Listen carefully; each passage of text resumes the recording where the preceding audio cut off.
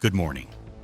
We begin in Washington, where the White House is actively working on a plan to designate the far-left group Antifa as a foreign terrorist organization, or FTO. During a press briefing yesterday, November 4th, White House Press Secretary Caroline Leavitt confirmed the administration's intentions. In response to a journalist's question, Leavitt stated, quote, "That process is most definitely taking place. I don't have any announcements for you on that today, but I can certainly assure you the administration is working on it," end quote. This move follows favorable comments made by President Trump during a roundtable discussion with reporters last month, where the topic of Antifa-related violence and its potential overseas connections was raised. The designation of a group as an FTO is a significant step, typically reserved for entities like Al-Qaeda or ISIS. Such a designation would grant the U.S. government broad powers, including the ability to freeze the group's financial assets, ban its members from entering the country, and make it a federal crime to provide any material support or resources to the organization. However, the potential designation is not without controversy. Critics argue that Antifa is not a formal, centralized organization, but rather a decentralized protest movement, making it difficult to define as a singular entity.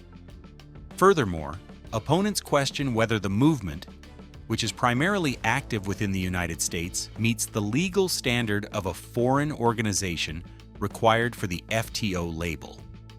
Proponents of the designation, however, point to violent tactics employed during protests and claim there are sufficient international ties to justify the classification.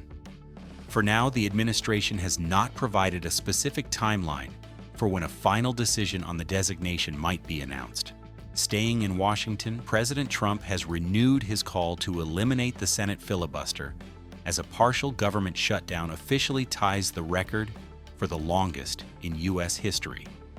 Today marks the 35th day of the shutdown, matching the record set from late 2018 into early 2019. In a post on his Truth Social platform yesterday, the president argued that it is impossible for Republicans to advance their legislative agenda while the filibuster remains in place. The filibuster is a procedural rule in the Senate that effectively requires a supermajority of 60 votes to pass most major legislation, rather than a simple 51-vote majority. The current government funding bill has been unable to overcome this threshold, leading to the prolonged stalemate. In his statement, President Trump claimed that Democrats are, quote, "far more likely to win the midterms and the next presidential election if we don't do the termination of the filibuster." He added that Republicans will be unable to get common-sense policies done with these crazed Democrat lunatics being able to block everything by withholding their votes.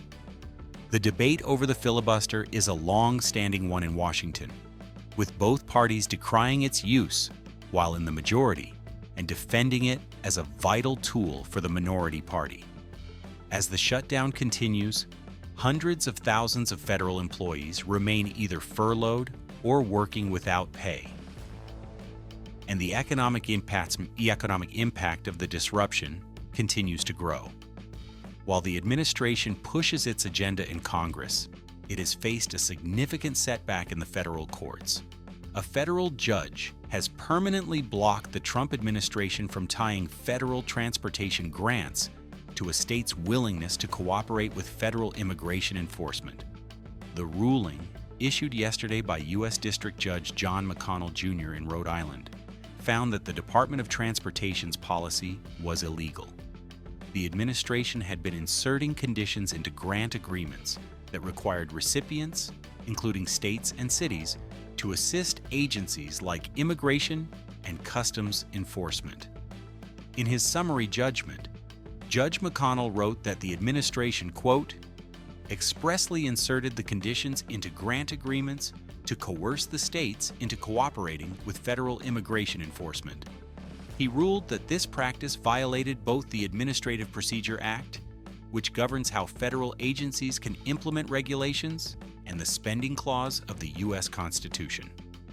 The judge concluded that the immigration-related conditions bore no reasonable relationship to the transportation infrastructure programs they were attached to. The Trump administration had defended its policy, arguing that imposing such conditions was within its executive discretion, and that entities that violate federal law, a reference to so-called sanctuary jurisdictions, should not be eligible for federal funds. This ruling marks a decisive victory for states and cities that have enacted policies limiting their cooperation with federal immigration authorities, reinforcing a judicial check on the executive branch's use of federal funding as a tool for policy enforcement. That legal battle in a lower court is now being overshadowed by a high-stakes showdown at the Supreme Court. President Trump has warned that the court's upcoming hearing on his presidential tariff powers represents a life-or-death moment for the United States. In a post on Truth Social, the president stated the case is, quote, literally life or death for our country, arguing that both national security and the economy hang in the balance. The Supreme Court is set to hear arguments tomorrow on whether the president has the authority to unilaterally impose tariffs on imported goods by citing national security concerns. The Trump administration has frequently used this power, levying tariffs on goods from numerous trading partners, including China and traditional European allies. However, these actions were challenged in court, and two lower courts have previously ruled against the administration, leading to this ultimate appeal to the nation's highest court. The administration's legal briefs argue that this authority is a critical tool for both economic leverage and national security. In his social media post, Trump wrote, "With a victory, we have tremendous but fair financial and national security. Without it, we are virtually defenseless against other countries who have, for years, taken advantage of us." Opponents, including a wide range of business groups, argue that the tariffs function as a tax on American consumers and businesses, and that the president is overstepping his authority, infringing on the constitutional power of Congress to regulate commerce and levy taxes.